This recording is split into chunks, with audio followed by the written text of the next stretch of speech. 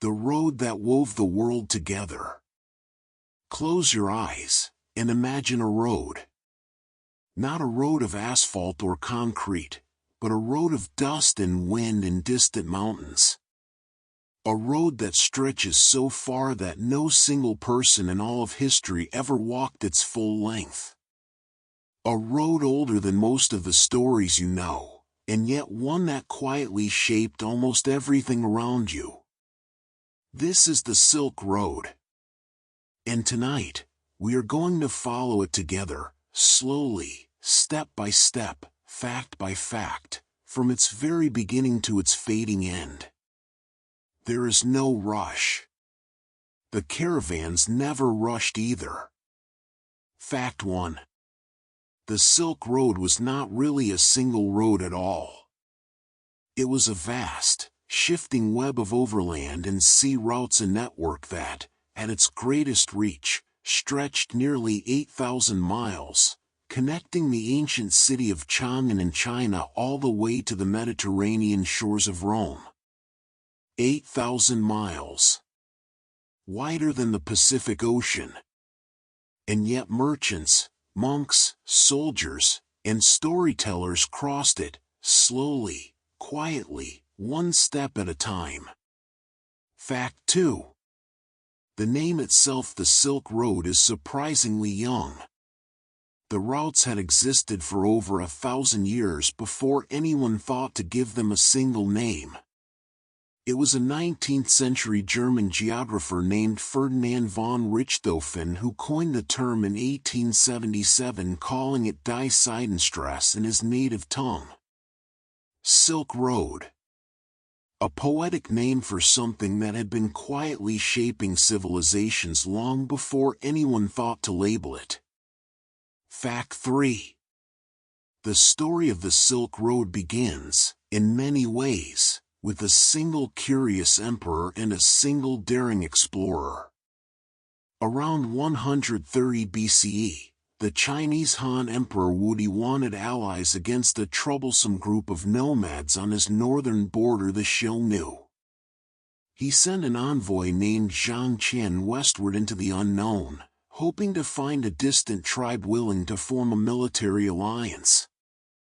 Zhang Qian was captured by the Xiongnu, held for 10 years, and yet he never gave up. He eventually escaped, continued his journey, and returned to China 13 years after he had left. He never found the military alliance the emperor wanted. But what he brought back was something far more valuable: a detailed knowledge of the lands to the west. His journey is often considered the founding moment of the Silk Road. Fact 4. China's most precious export, the one that gave the road its very name, was silk. And for centuries, the Chinese guarded the secret of its making as though it were the most precious thing in the world. Because to them, it was. Silk comes from the cocoon of the silkworm, a small, pale caterpillar that feeds on mulberry leaves. The Chinese had mastered the art of harvesting and weaving silk as far back as 2700 BCE, nearly 5,000 years ago.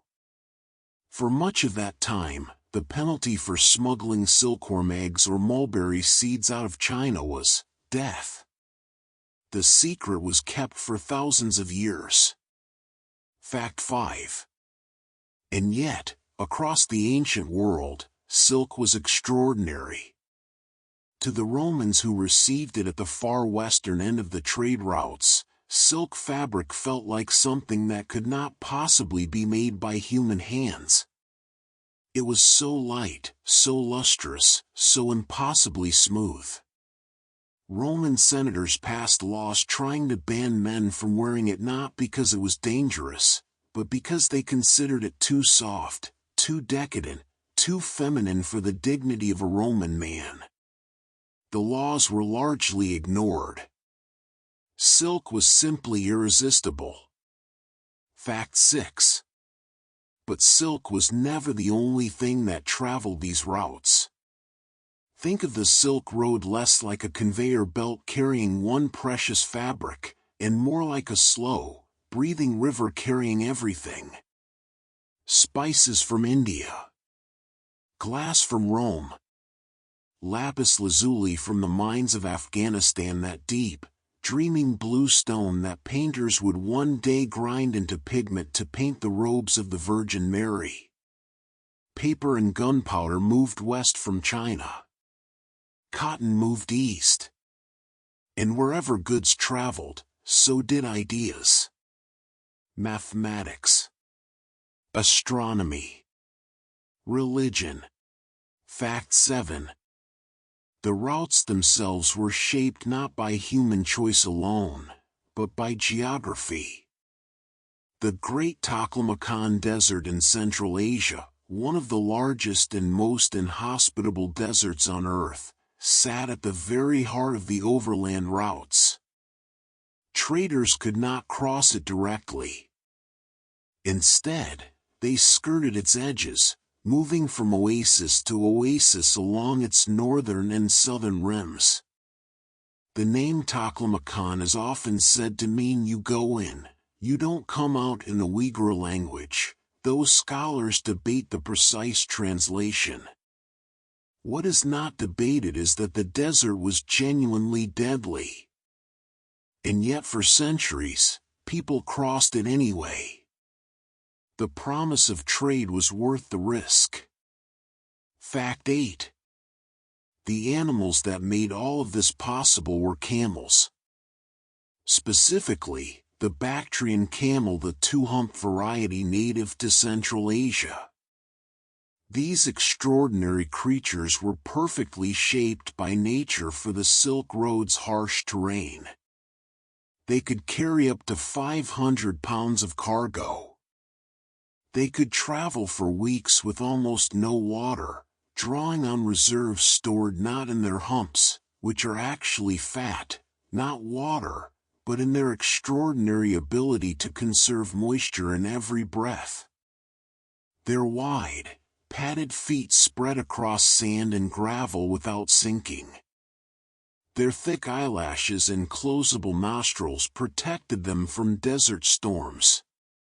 Without the camel, the overland Silk Road would not have existed. Fact 9. A typical Silk Road caravan moved at the pace of a walking camel, roughly 25 miles a day. The journey from China to the Mediterranean and back could take 2 years or more. Most merchants, though, never made the full journey. Instead, the Silk Road operated in segments, goods passing from hand to hand, city to city, merchant to merchant, like a very long, very slow relay race. Each intermediary added their own small profit. By the time a bolt of Chinese silk reached Rome, it had passed through so many hands that its final price could be many times what it had started at. Which is part of why only the very wealthy could afford it, and why it retained its aura of the exotic and the rare. The caravan has rested long enough. Dawn is coming over the eastern mountains now, pale and gold and very quiet. The camels are being loaded again, one by one, with their patient, unhurried dignity. The bells around their necks begin to ring softly as they rise to their feet, that familiar sound that, for 1,000 years, meant the road was beginning again. We are walking west now, into the heart of the ancient world. And there is so much still to see. Fact 10. Along the Silk Road, the oasis cities were everything. In the vast, hostile emptiness of Central Asia, these were the places where water rose up from deep underground, where date palms and poplars grew in defiant green clusters, and where travelers could at last put down their burdens and rest. Cities like Samarkand, Kashgar, Dunhuang, and Merv grew wealthy and magnificent precisely because they sat at crossroads along the routes. They were not just rest stops, they were the beating hearts of the Silk Road. Without them, the whole vast network would have been impossible. Fact 11. Of all these cities, Samarkand may have been the most dazzling. Located in what is now modern Uzbekistan, Samarkand was already ancient when Alexander the Great arrived there in 329 BCE and reportedly declared, even after all the wonders he had seen in his conquests, that everything he had heard about the city's beauty was true, and that it was even more magnificent than he had imagined. Samarkand sat at the intersection of so many routes that it became a place where the whole world seemed to meet. Persian carpets, Chinese porcelain, Indian spices, and Byzantine gold could all be found in its bazaars at the same time. Fact 12. The Silk Road was not only a road of goods. It was one of the great highways of religion. Buddhism traveled along these routes from India into Central Asia, and from there into China, Japan, and beyond, carried not by armies, but by monks. Wandering Buddhist pilgrims walked the Silk Road for centuries, moving between monasteries, copying sacred texts, and spreading their faith one conversation at a time. One of the most famous of these pilgrims was a Chinese monk named Xuanzang, who in the 7th century CE walked from China all the way to India and back, a journey of nearly 16 years in search of original Buddhist scriptures. His travels would later inspire one of the greatest novels in Chinese literature, Journey to the West. Fact 13. Islam, too, found the Silk Road a willing carrier. After the rise of Islam in the 7th century CE, Muslim merchants became some of the most prolific travelers on the routes, carrying their faith as naturally as they carried their goods. By the 9th and 10th centuries, Muslim traders had spread Islam across Central Asia, into Persia, India, and even into the farthest reaches of Southeast Asia, largely through the gentle, persistent work of trade and relationship rather than conquest. The caravanserai, the roadside inn where travelers slept, became a place where faiths quietly encountered each other, night after night, for centuries. Fact 14. The caravanserai deserves a moment of its own. These were the great inns of the ancient world, large, walled compounds built at regular intervals along the Silk Road, roughly a day's journey apart, so that a caravan could always find shelter before nightfall.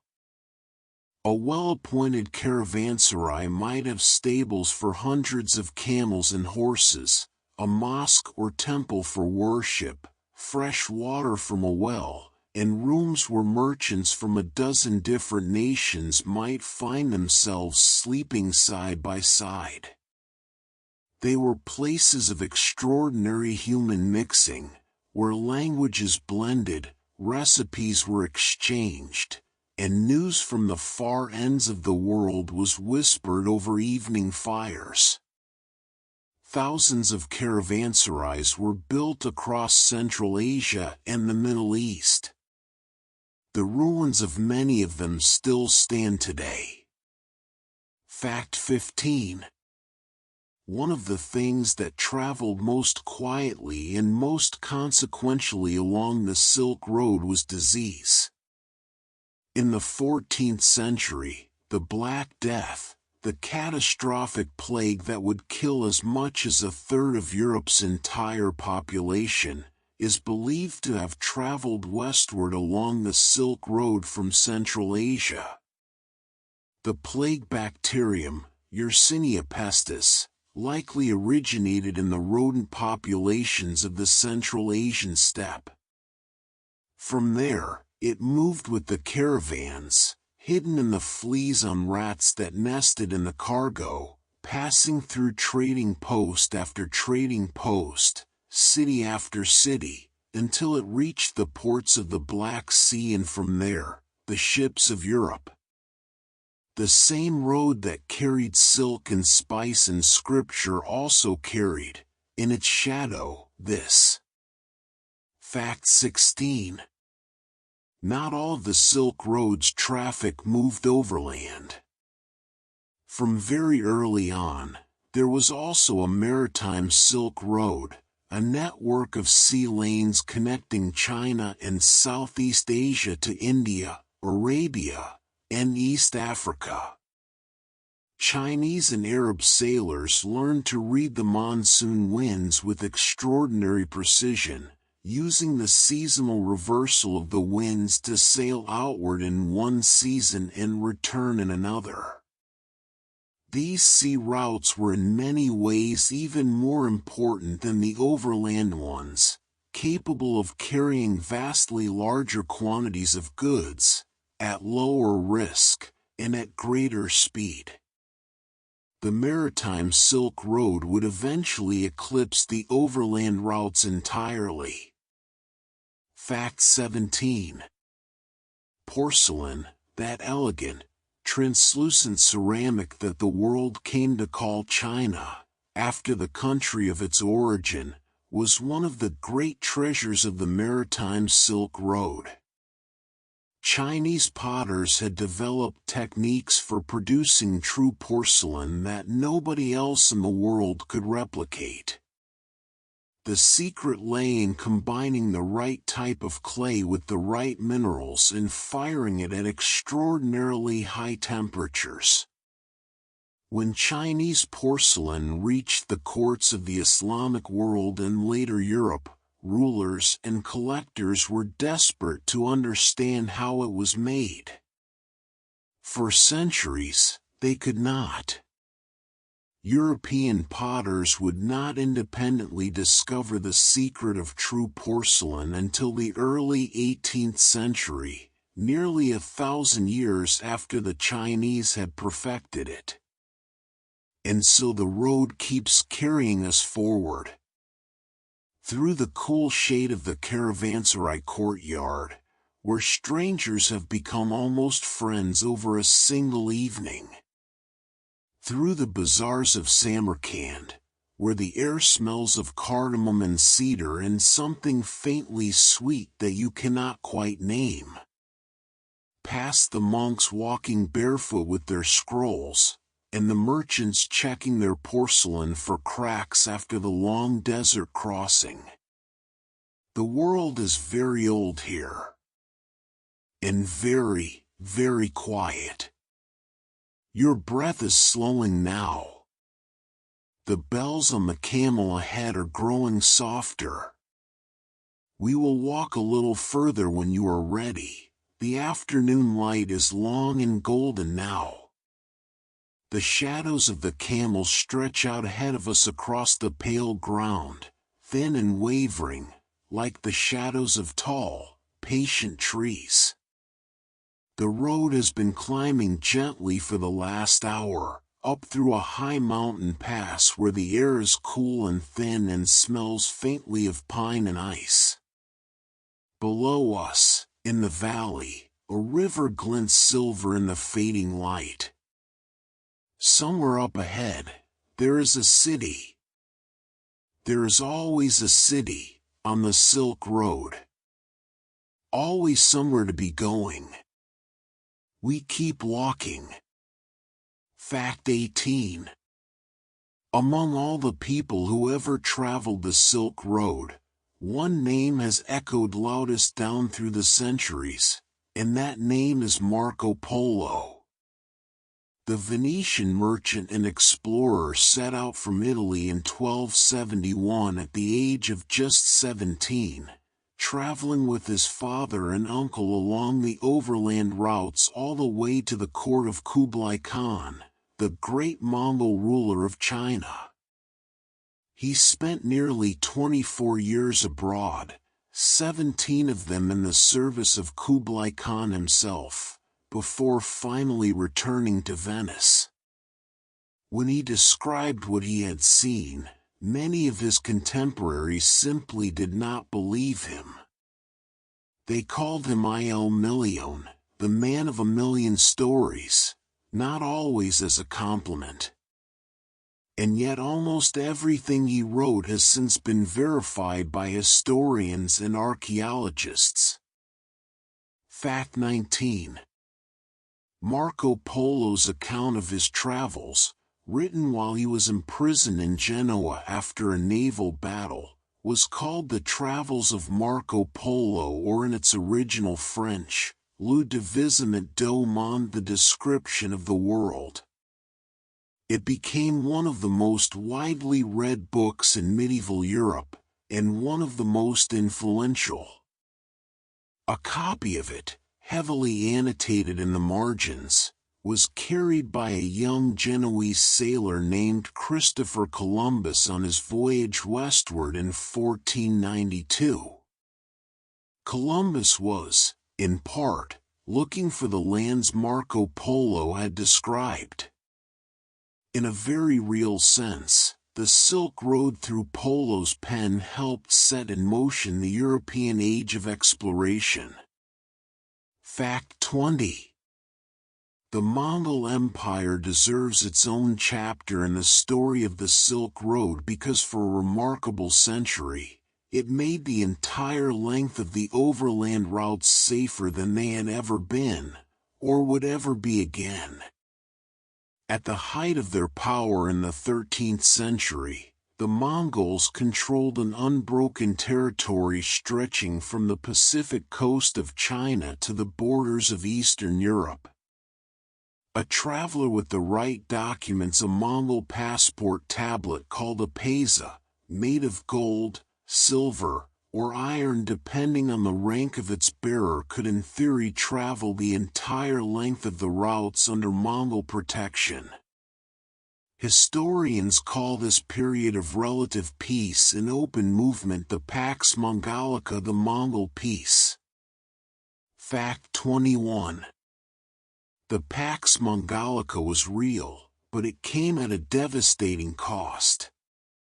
The Mongol conquests that created the empire were among the most violent in human history.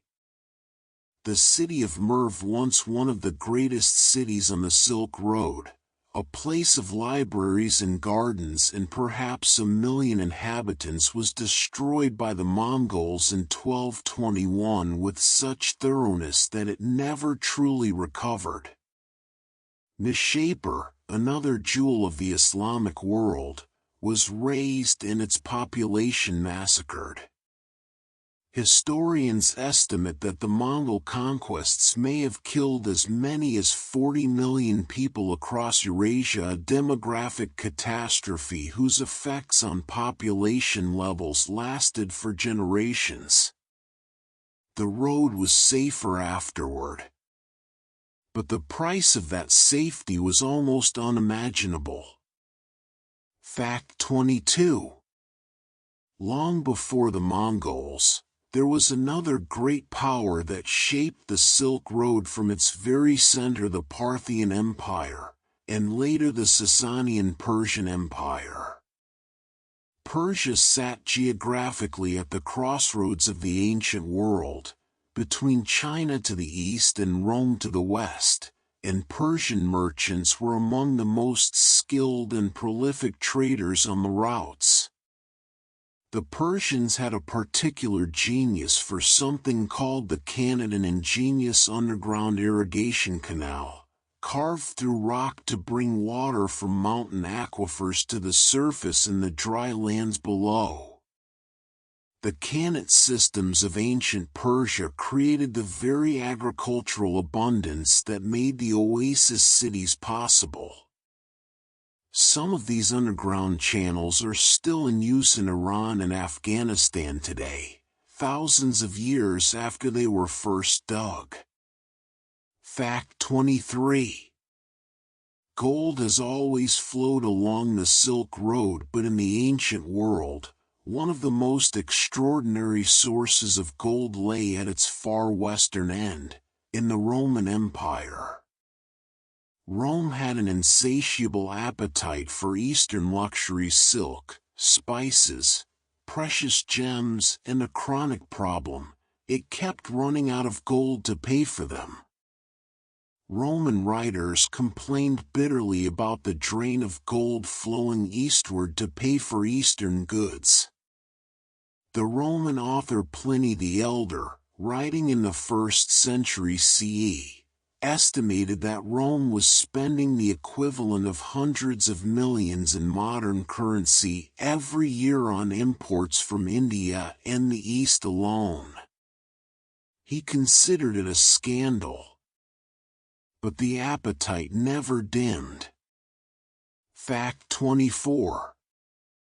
One of the most precious commodities on the Silk Road was not silk, or gold, or spices, but something far more humble in appearance: salt. Salt was essential for preserving food in a world without refrigeration, and it was genuinely scarce in many inland regions. The word salary comes from the Latin salarium, the payment sometimes given to Roman soldiers in salt, or to allow them to buy it. The phrase "worth their salt" comes from the same root. Along the Silk Road, blocks of salt were used as currency in some regions, traded alongside silk and jade and lapis lazuli as though they were equally precious because, in the places that lacked it, they were. Fact 25. Paper, perhaps the most quietly revolutionary of all the things that moved along the Silk Road, was invented in China around the 1st or 2nd century CE. For centuries, it remained an exclusively Chinese technology. Then, in 751 CE, something decisive happened. At the Battle of Talas, Arab forces defeated a Chinese army in Central Asia, and among the prisoners taken were Chinese papermakers. Within decades, paper mills were operating in Samarkand and Baghdad. Within centuries, the technology had spread across the Islamic world and into Europe. Paper made books cheaper, knowledge more portable, and the spread of ideas faster than anything before it. The printing press, when it arrived in Europe in the 15th century, would have meant almost nothing without it. The past is behind us now. We are descending into a wide, flat valley, and ahead of us the lights of a city are beginning to appear, first one, then two, then dozens, small and warm and golden in the gathering dark. The smell of wood smoke drifts up the road to meet us. Somewhere in that city, there is food, and warmth, and a place to set down the weight of the journey for one more night. The camels have sensed the city too. Their pace, ever so slightly, quickens. You are very still now. The road is soft beneath your feet. The lights ahead are warm and close. We have been walking a long time now. The city we passed through last night is already far behind us, its walls shrinking into the distance until they became just a pale line on the horizon, and then nothing at all. Ahead, the road stretches out again into the open country. High clouds move slowly overhead, casting long, cool shadows across the ground. There is something peaceful about this moment. The in-between moment. After one place, before the next. The Silk Road was full of in-between moments. And in those moments, in the space between cities and deserts and mountains, people talked to each other. They shared what they knew. They shared what they loved. And the world, very slowly, changed. Fact 26. Music was one of the most joyful things to travel the Silk Road, and it moved in every direction at once. The lute, that elegant, pear-shaped stringed instrument that would become the ancestor of the European guitar, originated in the ancient Near East, traveled east along the Silk Road, and evolved in China into the instrument known as the pipa. Meanwhile, the same instrument traveled west and became the oud of the Arab world, then crossed into medieval Europe with the Moorish presence in Spain, where it eventually became the lute as we know it. One instrument, many journeys, many transformations. The music of the Silk Road is still playing, in countless forms, all over the world today.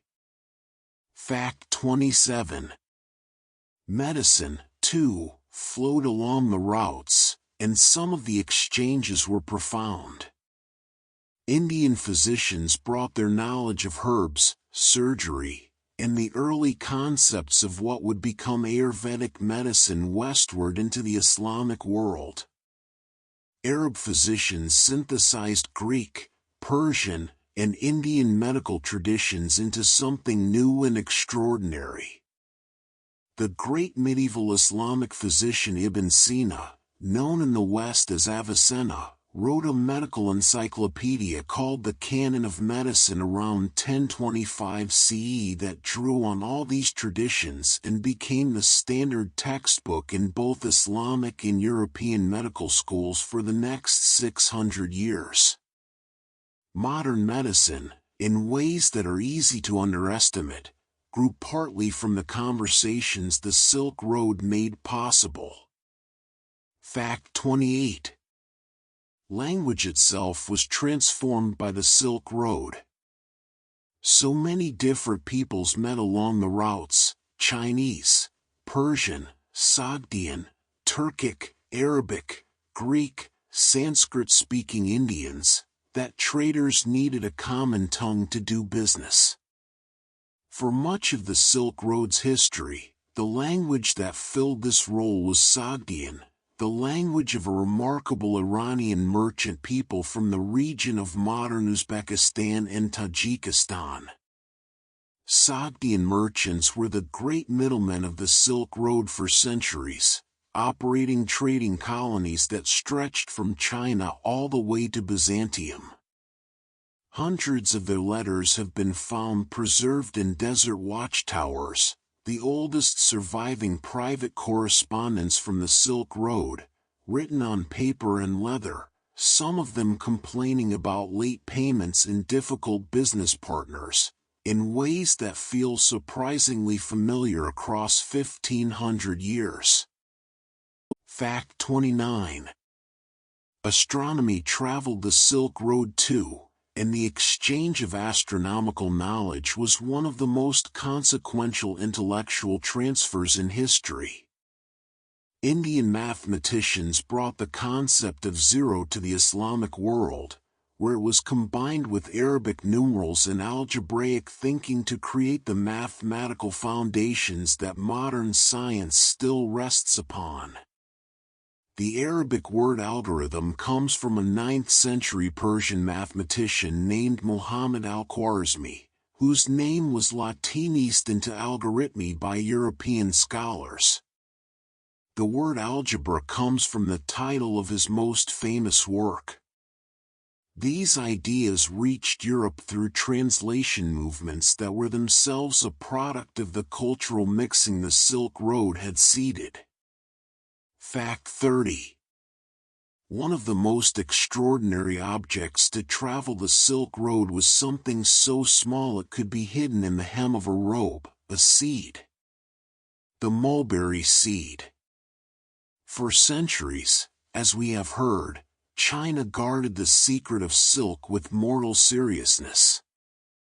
But around 550 CE, according to the historian Procopius, two Nestorian Christian monks, working at the behest of the Byzantine Emperor Justinian, managed to smuggle silkworm eggs out of China concealed inside hollow walking staves.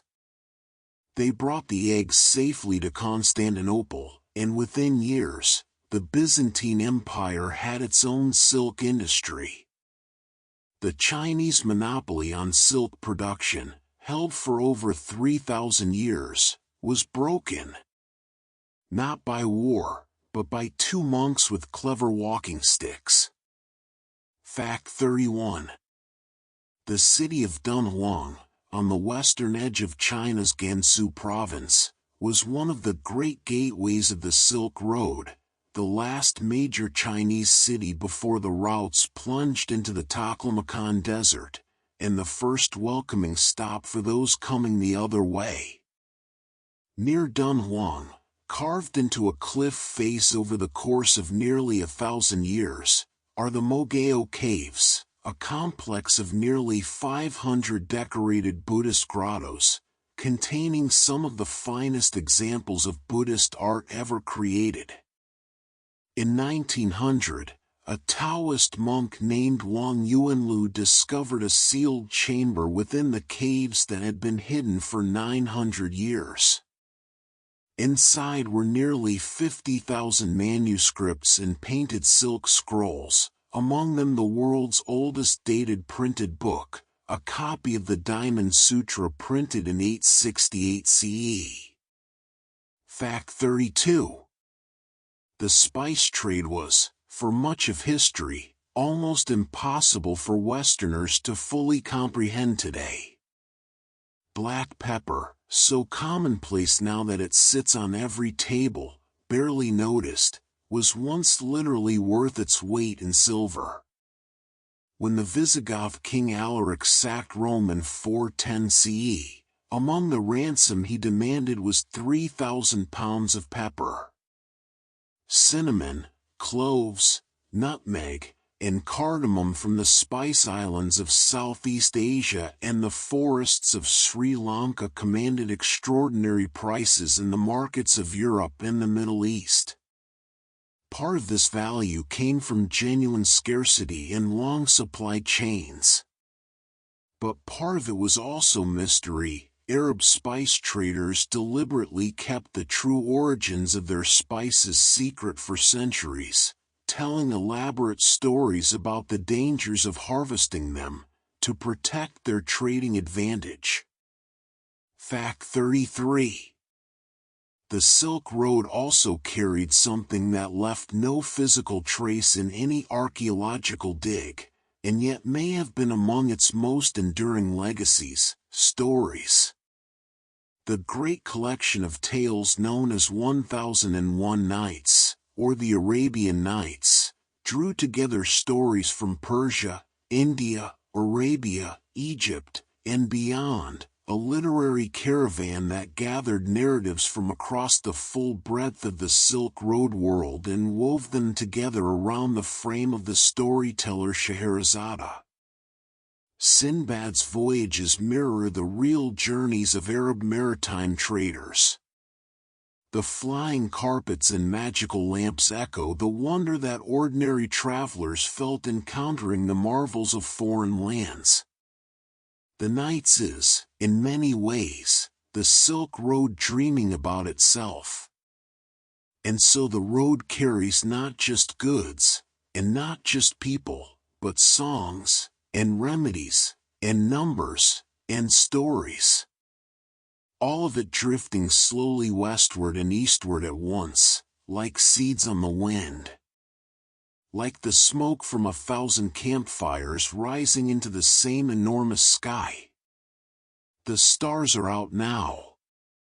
This far from any city, there are more of them than you could ever count. The ancient traders knew these stars by name. They were their map, their calendar, their companions on the long night road. Look up at them for a moment. They are very still. And so are you. The stars are still above us. They have not moved, or rather, they have moved so slowly, so gently, that the movement feels like stillness. The camp is quiet. The camels are folded down onto the ground, their legs tucked beneath them, their great dark eyes half closed. Someone nearby is already asleep. You can hear the slow, even rhythm of their breathing. The fire has settled into a bed of soft orange coals. There is no hurry to sleep. There is no hurry for anything, out here. The road will still be there in the morning. It is always there in the morning. We rest now, and let the night bring us its own quiet gifts. Fact 34. Glass was one of the most astonishing things that ever arrived in China along the Silk Road. Chinese craftspeople had their own long tradition of working with jade and ceramics, but the art of glassblowing, developed in the ancient Near East and perfected by Roman craftspeople, was something entirely different. When Roman and later Sasanian Persian glass vessels began arriving in China, they were treasured as exotic marvels. Translucent, almost impossibly thin, catching the light in ways that no Chinese material could match. Glass beads and vessels have been found in Chinese tombs from as early as the 5th century BCE, among the most prized of all burial goods. For a long time, the Chinese believed that fine glass was somehow a product of melted crystal, so unlike anything they could make themselves did it seem. Fact 35. Jade, traveling in the opposite direction, held a place in Chinese culture that is genuinely difficult to overstate. For the Chinese, jade was not merely a beautiful stone, it was a moral and spiritual substance. The philosopher Confucius compared its qualities to those of a virtuous person. Its smoothness suggested benevolence, its hardness suggested wisdom, its translucence suggested sincerity. The finest jade, a brilliant, translucent green variety called Fei Cui, or imperial jade, came from the mines of what is now Myanmar, and traveled into China along the southern Silk Road routes. Jade ornaments, ritual objects, and burial suits sewn entirely from jade tiles have been found in the tombs of Chinese nobles, the belief being that jade could protect the body from decay in the afterlife. Fact 36. The color blue, that particular deep, luminous blue that lights up the great mosques and tilework of the Islamic world, has a secret Silk Road origin.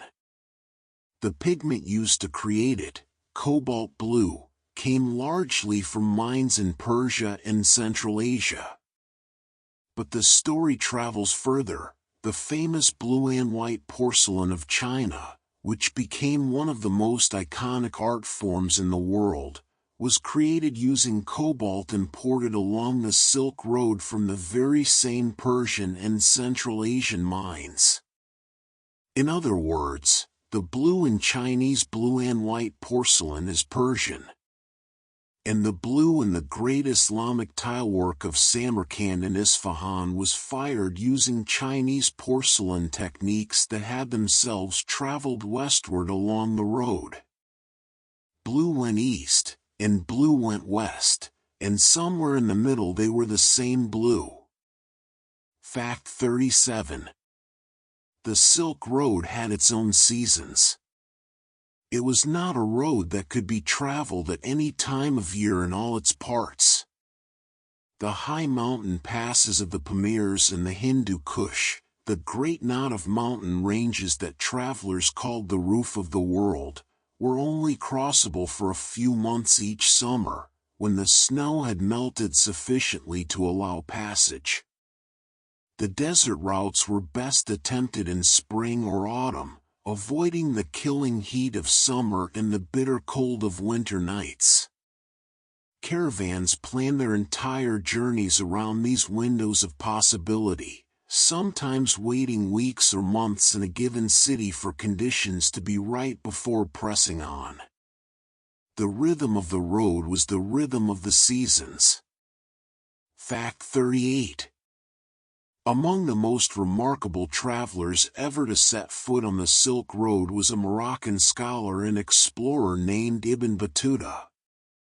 Between 1325 and 1354 CE, Ibn Battuta traveled approximately 75,000 miles, visiting the equivalent of 44 modern countries, crossing the Silk Road's overland and maritime routes, and writing it all down in a memoir called the Rihla, meaning simply the journey.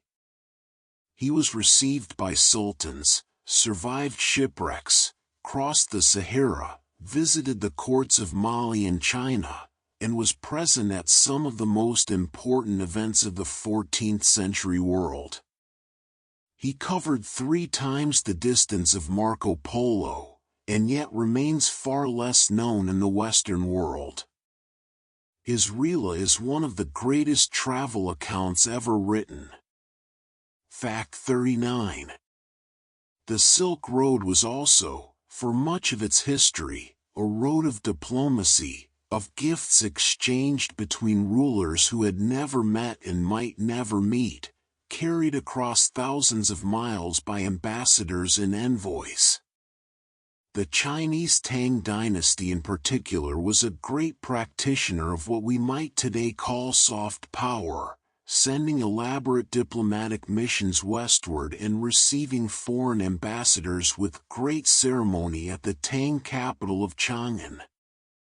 Among the most prized diplomatic gifts sent along the Silk Road were exotic animals. The emperor received lions from Persia, ostriches from Arabia, and, most wonderfully of all, giraffes from East Africa, carried overland and by sea to the Tang court, where they were received with astonishment and interpreted as miraculous omens of a blessed reign. Fact 40. Textiles other than silk also made the long journey along the routes. Cotton, which originated in India, spread westward and eastward along the Silk Road over centuries, eventually transforming the clothing of the entire world. Wool carpets from Persia and Central Asia, some of the most complex and beautiful objects ever made by human hands, traveled westward into Europe and eastward into China. The oldest known knotted pile carpet in the world, the Pazyryk carpet, was discovered frozen in a Scythian burial mound in Siberia and dates to around the 5th century BCE. It is astonishingly sophisticated with nearly 400 knots per square inch, suggesting a tradition of carpet weaving already ancient when it was made. Fact 41. The Silk Road shaped the very idea of what money could be. Because merchants were carrying such enormous value across such vast distances, physically transporting coins was both dangerous and impractical. Out of this necessity, merchants of the Islamic world developed some of the earliest forms of what we would now call financial instruments, letters of credit, bills of exchange, and early banking systems that allowed a merchant to deposit money in one city and withdraw its equivalent in another, without carrying a single coin across the intervening desert. The Arabic word sak, meaning a written financial document, is the origin of the English word check. The road was not only moving goods. It was, quietly, inventing modern finance. The coals have gone almost dark now. Just a faint, warm glow at the heart of the fire, deep red, breathing softly, the way only dying embers do. The camp is perfectly still. Somewhere above, a single star moves slowly across the dark, a planet, perhaps, drifting through its own long journey across the sky, indifferent and beautiful and very, very old. The Silk Road, you understand, was never just one thing. It was glass and jade and blue pigment and mountain passes. It was camels and carpets and letters of credit. It was all the colors of all the tiles of all the cities that ever rose along its length. It was the world, learning to know itself. Breathe in. And out. The fire is warm. And the night is long and soft. Morning is still a long way off. The desert at this hour is neither cold nor warm, it is simply still. The kind of stillness that has no edges to it. That reaches in every direction and has been here, quietly waiting, long before there was any road, any caravan, any human voice to disturb it. And yet, even in this stillness, there is history. There is always history, on the Silk Road. It is here in the ground beneath us. In the dry desert air that has preserved things wood, cloth, paper, bone for thousands of years, perfectly, as if time itself had gently agreed to slow down in this one particular place. We lie here quietly, and the history rises up around us like water. Fact 42. Among the most extraordinary discoveries ever made along the Silk Road were the so-called Darien mummies, naturally mummified human remains found in the Darien Basin of the Taklamakan Desert, some dating back nearly 4,000 years. What made them remarkable was not merely their preservation, which was astonishing, with hair color, clothing, and facial features intact, but their appearance. Many of them had light brown or reddish hair, long noses, and tall frames quite unlike the populations of the region today. They were wearing tartan-patterned textiles, a weaving technique more commonly associated with ancient Europe. The Darien mummies suggest that the Silk Road corridors of Central Asia were being traversed by diverse and far-traveled peoples thousands of years before the routes were formally established. Fact 43. Women played a far more significant role in the Silk Road world than history has traditionally acknowledged. In the oasis cities of Central Asia, women of the merchant class were documented running businesses, managing trading accounts, and making financial decisions independently. Among the Sogdian people we met earlier, those great middlemen of the routes, women appear in contracts, legal documents, and letters as active economic participants.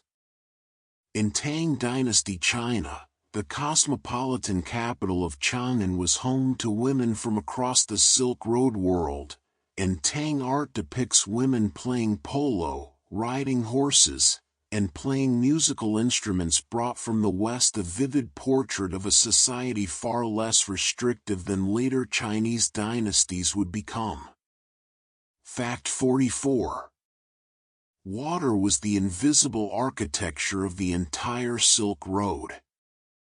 Every route, every city, every stopping place was ultimately determined by where water could be found.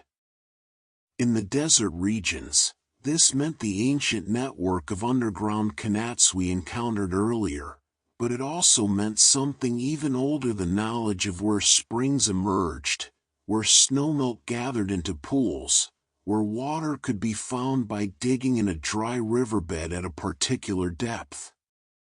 This knowledge was not written down. It was carried in the minds of the guides, the local desert men who led caravans through the most treacherous sections of the routes. Without them, the best equipped and most experienced caravan was simply lost.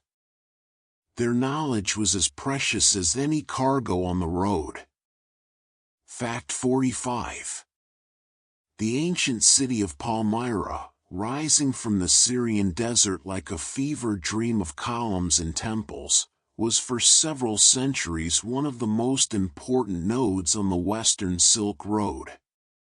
A wealthy, semi-independent city-state that controlled the desert routes between the Mediterranean and Mesopotamia, Palmyra grew enormously rich by taxing the trade that passed through it.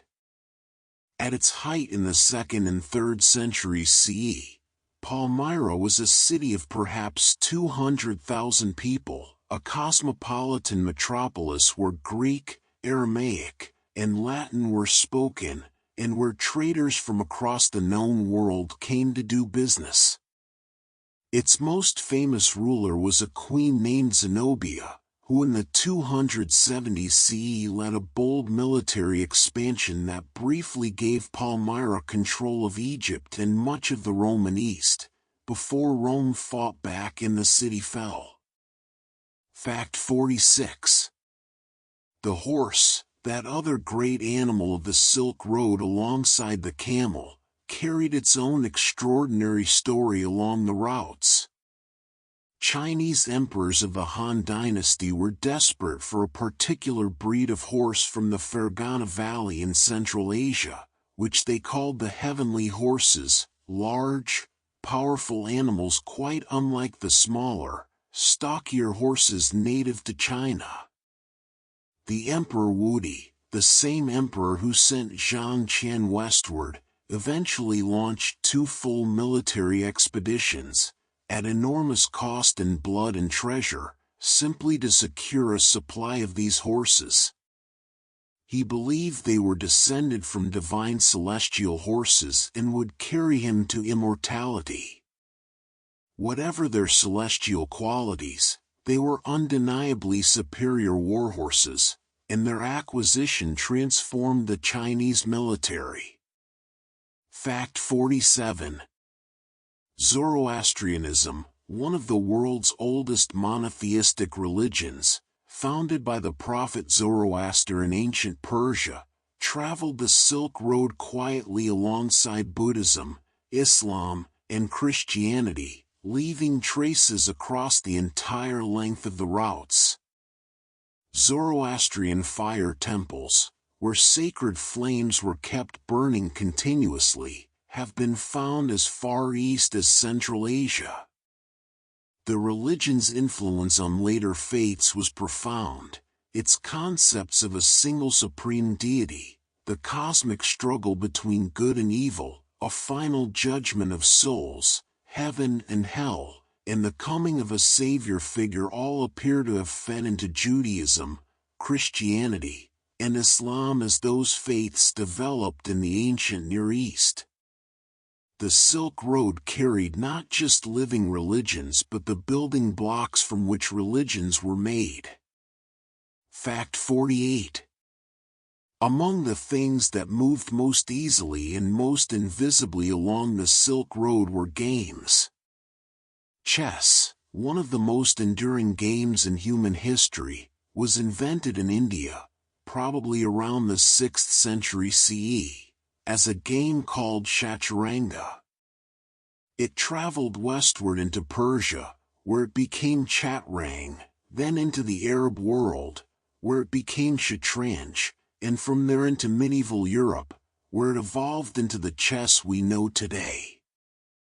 The names of the pieces changed with each culture. The Persian Shah, king, gave us the word chess itself, and the phrase checkmate comes from the Persian Shah mat, meaning the king is helpless. Every time someone sits down to play chess, they are taking part in a journey that began in India and traveled the full length of the Silk Road to reach them. Fact 49. The Silk Road produced some of the greatest works of art the world has ever seen, and many of them depicted the road itself. The cave paintings of Dunhuang, which we visited in an earlier hour of our journey, show caravans, merchants, and musicians with instruments that betray their origins in every detail.